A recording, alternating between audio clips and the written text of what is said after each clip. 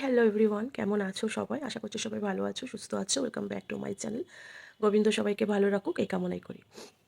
আজকে দেখো, উম, সেই যে একটু সাজুগুজু করেছি। সাজুগুজু করেছি এমনি, মানে সাজুগুজু বলতে এই কানেরটা পরেছি, আর হচ্ছে কি একটু চোখে কাজল দিয়েছি, আর লিপস্টিক তো থাকেই, এমন কিছু না। আর এইরকমই যেমন বাড়িতে থাকে তেমন, জাস্ট কাজলটা আর এই কানেরটা একটু চেঞ্জ করেছি, ঠিক আছে? তার কারণ হচ্ছে যে সবসময় যখনই ক্যামেরা খুলে যখন কোনো লং ভিডিও করি, তখনই তোমাদের সাথে আমি আমার মন খারাপের কথা শেয়ার করি, আমার শরীর ভালো থাকে না সেই সমস্ত কথা শেয়ার করি। কোথাও গেলে নিজেরও ভালো লাগে না, সবসময় যেন কেমন একটা আহ, এটা ভালো লাগে না, ওটা ভালো না, ওটা সেটা মানে বলতে বলতে না নিজেও যেন কেমন একটু নিজেরও কেমন খারাপ লাগে। তাই মনে হলো যে হ্যাঁ, ঘরেই আছি, আহ, যেমন ঘরে থাকি তেমনই আছি, জাস্ট কানেরটা চেঞ্জ করেছি আর একটু চোখে ডিপ করে কাজল পরেছি। আমার আমার ছেলে যখন নার্সারিতে, বা আমার ছেলেকে যখন, ধরো আমার ছেলে যখন প্রথম স্কুল জীবনে পা রাখে, এবং তাকে একজন টিউটার পড়াতো। তো অবশ্যই মেয়ে মেয়ে টিচারই পড়াতো, এবং সে হচ্ছে আমার ছেলের জীবনে প্রথম টিচার, প্রথম টিচার, কারণ তার হাতেই হাতে খড়ি হয়েছে আমার ছেলের। তো আজ ছেলে এত বড় হয়ে গেছে, তো সেই টিচার বা বোন বলো, বা বোনই বলছি, তো সে আমার আগে যখন ভিডিও আমি কিছু রিলস ফেসবুকে যখন শেয়ার করতাম, তো ও আমাকে সবসময় বলতো যে তুমি চোখে কাজল পরো, তোমাকে চোখে কাজল পরলে ভালো লাগবে। তো ভালো লাগে, লাগবে না, লাগে। তো আমি যখন কাজল ছাড়া ভিডিও করি, ও সবসময় বলে কাজল পরো, তোমাকে কাজল পরলে ভালো লাগে, কাজল পরো। তো এইরকম তো আজ যখন মোটা করে, যখন ডিপ মোটা করে কাজল পরেছি, তো এবং যখন ক্যামেরাটা অন করে তোমাদের সাথে কথা বলছি, তো সাডেনলি আমার ওর কথাই মনে পড়লো। সে আমার ফেসবুক ফ্রেন্ড লিস্টে রয়েছে। তো ছেলেকে যখন দেখে তখন বলে আমি বাবুকে সেই ছোট্টবেলায় পড়িয়েছি, সেই বাবুর মানে ওই যে বললাম জীবনের প্রথম টিচার। তারপর তো বহু, ওরও বিয়ে হয়ে গেছে, তারপর তো যত উঁচু ক্লাস হয়েছে, বহু টিচার দিয়েছি, যাই হোক, বাট প্রথম টিচার ওই ছিল। তো ও যখন আমার ছেলেকে দেখে বলে বাবু কত বড় হয়ে গেছে, এই বাবু, তাকে আমি প্রথম পড়িয়েছি। আর ও, আমার ছেলেও তখন ওর প্রথম স্টুডেন্ট ছিল, বুঝতে পারলে? তো তো এইরকম। তো আজকে ঠিক করেছি তোমাদের সাথে কোনো মন খারাপের কথা বলবো না, কোনো ভালো লাগা না লাগার কথা বলবো, মানে ভালো না লাগার কথা বলবো না। হ্যাঁ, আমি মোটিভেশনাল ভিডিও করার চেষ্টা করি, জানি না কার কাছে ঠিক কতটা পৌঁছায় আমার ভিডিও। ও, আরও একটা জিনিস নতুনত্ব আছে, যেটা হচ্ছে দেখো, চওড়া করে সিঁদুর পরেছি। এইটা একটা নতুনত্ব আছে বলতে পারো, কারণ আমি এত চওড়া করে সিঁদুর পরি না। তো ইউহি মনে হলো যে একটু সিঁদুর পরি চওড়া করে, সবসময় তো জাস্ট কপালে একটু ছুঁয়ে দিয়ে চান করে উঠে। তো আজকে মনে হলো না, আজকে কপাল ভর্তি করে সিঁদুর পরবো। আর সত্যি কথা, কপাল ভর্তি করে সিঁদুর পরে মুখটা একটু অন্য রকম হয়ে যায়। সিঁদুরের একটা যেন আলাদাই একটা মাহাত্ম্য রয়েছে। যাই হোক, এত জ্ঞানীগুণী কথা বলছি হঠাৎ। তো কী নিয়ে তোমাদের সাথে কথা বলবো জানি না, ইউহি ক্যামেরা খুলে তোমাদের সাথে বকতে এলাম। সেটা হচ্ছে যে এখন আমি আহ, সেই ঘুরে ফিরে আমার জীবন দিয়েই বলি, কারণ আমার মনে হয় কি জানো, অন্যের লাইফ দিয়ে এক্সাম্পল দেওয়া বা অন্য কাউকে এক্সাম্পল দিয়ে বলা থেকে মনে হয় নিজেকে এক্সাম্পল দিয়ে বলাটা মনে হয় আমার কাছে ইজি হয়। হ্যাঁ, তার আমার বলতে সুবিধা হয়, এটাই বলতে পারো। তো যাই হোক, 4 মিনিট ইউহি বকে নিলাম। তো যেটা বলছি যে শিখেছি, অনেক কিছু শিখেছি জীবন থেকে। সেটা হচ্ছে যে আর এই চারিপাশে আনাচে কানাচে চোখ রাখি এবং রাখছি, বাড়ির আশেপাশে আনাচে কানাচে, পাশের বাড়ি, তার পাশের বাড়ি, তার পাশের বাড়ি, সমস্ত কিছু চোখ রাখি, কানে শুনি নানান কথা। তারপর তো সোশ্যাল মিডিয়া, সব কিছু নজরে রেখে একটা জিনিসই আমি বুঝেছি, সেটা হচ্ছে যে এ জীবনে তোমাকে বোঝার মতন কেউ আসবে না, তোমাকে বুঝতে চাইবে না, বা তোমার অনুভূতি বুঝতে চাইবে না, তোমার কষ্ট বুঝতে চাইবে না। দেখো, আজকের ডেটে এমন কোনো মানুষ নেই যে বলবে না যে তার কষ্ট নেই। প্রত্যেক মানুষের জীবনে কিছু না কিছু কষ্ট আছে, কিছু না কিছু অভিজ্ঞতা নিশ্চয়ই আছে। সব রকম মিলিয়েই তো একটা জীবন, তাই না? তো আমি বলবো দরকার নেই কারোর কাছে, কারোর কাছে তোমার অনুভূতি বলার দরকার নেই, তোমার কষ্ট বলার দরকার নেই, তুমি কি চাইছো বলার দরকার নেই, তোমার কি পাওয়ার যোগ্যতা ছিল বলার দরকার নেই, তোমার পাওয়ার কি ভাগ্য ছিল বলার দরকার নেই। তুমি যদি আশা করো তোমাকে কেউ বুঝবে, সেই অনুভূতি কাউকে বলার দরকার নেই। তুমি যদি মনে করো আমি যাকে বলছি সে আমাকে বুঝবে, একদমই না, সেটা আরও মারাত্মক বল। তাই যদি তোমার কষ্ট হয়, একা ঘরে একটু কেঁদে নাও। এখন আমি তাই করি। একা ঘরে, যে ঘরে কেউ থাকবে না, শুধু তুমি থাকবে, আর থাকবে ভগবান, থাকবে গোবিন্দ শ্রীকৃষ্ণ। কষ্ট হলে কেঁদে নাও, মন হালকা হয়ে যাবে, কষ্ট কমে যাবে। হয়তো সেই কষ্টটা কমবে না, বাট তুমি যদি মনে করে থাকো যে তোমার মানে তোমার কষ্টটা কেউ বুঝবে, এবং সে যদি না বোঝে, সেইটার যে কষ্ট সেটা তুমি তোমার মধ্যে রাখো। দরকার নেই তোমাকে বোঝার। কে বুঝবে কে না বুঝবে, আজকে ডেটে সত্যি এগুলো কোনো ফারাক পড়ে না, কোনো ফারাক পড়ে না। তুমি ভালো থাকো, খুশি থাকো, এটাই হচ্ছে সবথেকে বড় কথা। জানি বুকের মধ্যে এক রাশ জমা কষ্ট, বুকের মধ্যে এক রাশ জমা অভিযোগ, বুকের মধ্যে এক রাশ তোমাকে না বোঝার কষ্ট জমতে শুরু করেছে, এবং জমতে জমতে এগুলো একটার পর একটা পরত জমতে জমতে তোমার বুকটা আজ প্রচণ্ড কষ্ট, ভারী। আমি বলবো এইগুলো কাউকে বলার থেকে তুমি নিজে ঘরে একা কেঁদে নাও, বালিশে মুখ চাপা দিয়ে, মানে বালিশকে ভেজাও চোখের জলে। কষ্ট হলে ভগবানকে জানাও, ভগবান তোমাকে আমার এই কষ্টগুলো বললাম, এর বিপদ তুমি দেখিও। বিশ্বাস করো, অনেস্টলি বলছি, আমি এখন আর কাউকে কিছু বলি না।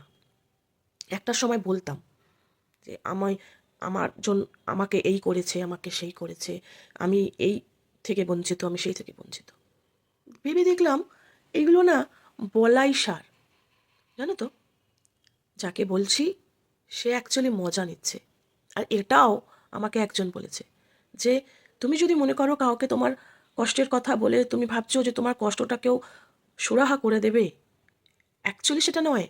অ্যাকচুয়ালি তোমার কষ্টটা শুনে সে মজা নিচ্ছে। তাই দরকার নেই, কাউকে বলার দরকার নেই।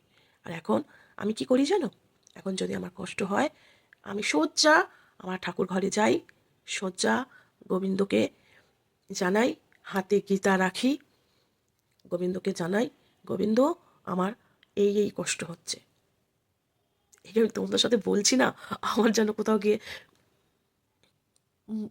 ভারী হয়ে যাচ্ছে গলা যেন, তো চোখেও জল চলে আসার মতো। তো সোজা গোবিন্দকে জানাই, গোবিন্দ আমার এই এই কষ্ট হচ্ছে, কেন হচ্ছে, কিসের জন্য হচ্ছে, সব তুমি জানো। তোমার চোখ এড়িয়ে একটা পা আমি ফেলতে পারবো না, তাই তোমাকে জানাচ্ছি।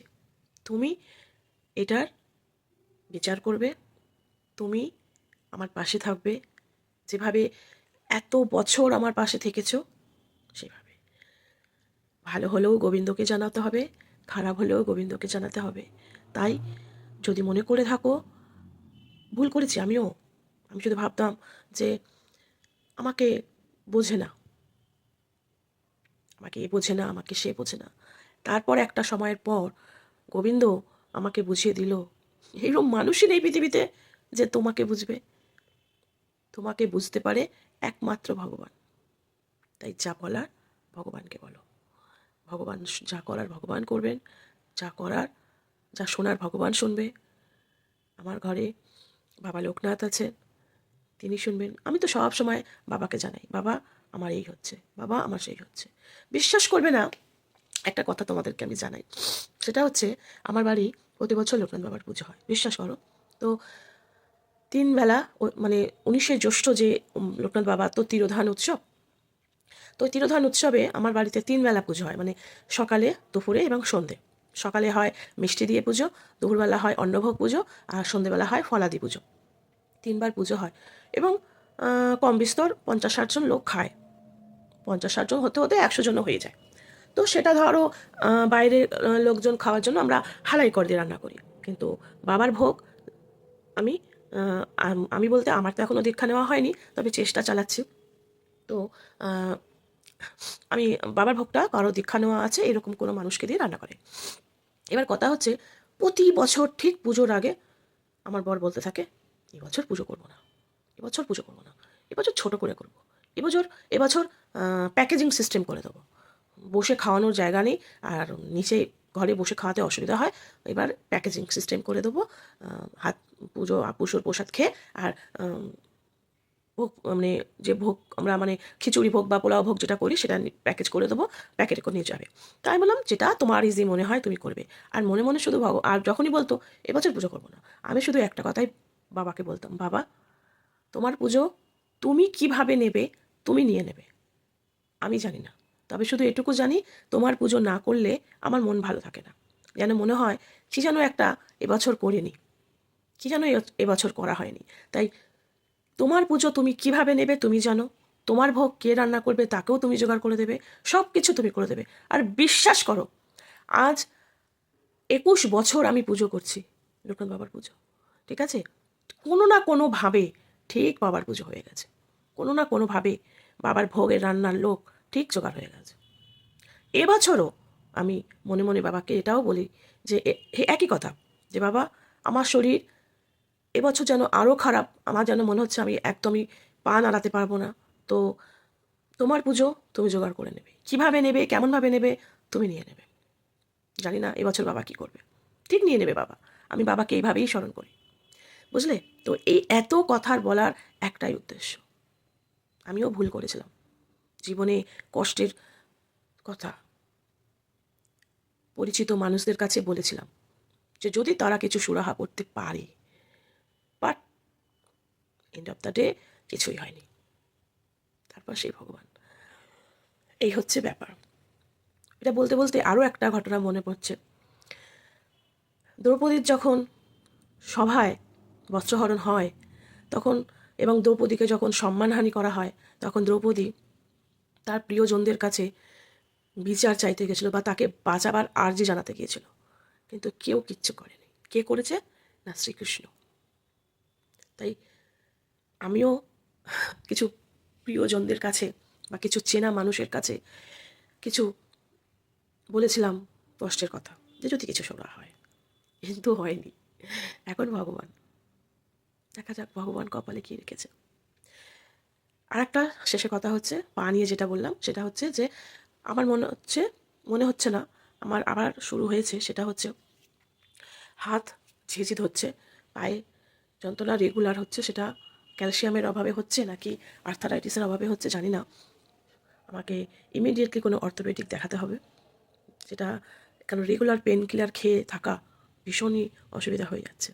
তো এটা অ্যাকচুয়ালি বলার উদ্দেশ্য ছিল না, বললাম এই কারণেই যে আমি যে এবারেও বাবাকে সে কথাই বলেছি, মানে লোকনাথ বাবাকে, যে তোমার পুজো তুমি নিয়ে নিও, কিন্তু আমি জানি না কতটা কীভাবে করতে পারবো, কারণ আমার পা একদম সঙ্গ দিচ্ছে না, কোমর থেকে পা পর্যন্ত আমি একদম হাঁটাচলা করতে পারছি না। তাই বলছি আমি জানি না বাবা লোকনাথ এবার কী করবে, এবার মানে 2025-এর পুজো বাবা কীভাবে নেবে। তো এটাই আমার জন্যই আর কি তোমাদের এই ডাক্তারের কথাটা বললাম। যাই হোক, অনেক কথা বললাম, তাই শেষে আবারও একটা কথা বলবো, নিজের কষ্টের কথা নিজের মধ্যে রাখো, কেঁদে নাও, তারপরে মানে দুদণ্ড বসে কেঁদে নাও, চোখের জল ফেলে নাও, কাউকে বলার থেকে। তো চলো, সবাই ভালো থেকো, সুস্থ থেকো, ভালো লাগলে অবশ্যই একটা কমেন্ট করে দিও, আর পাশে থেকো, ভালো লাগলে চ্যানেলটাকে সাবস্ক্রাইব করে দিও, আর হচ্ছে আর কি বলবো, আর ভগবানকে স্মরণ করো।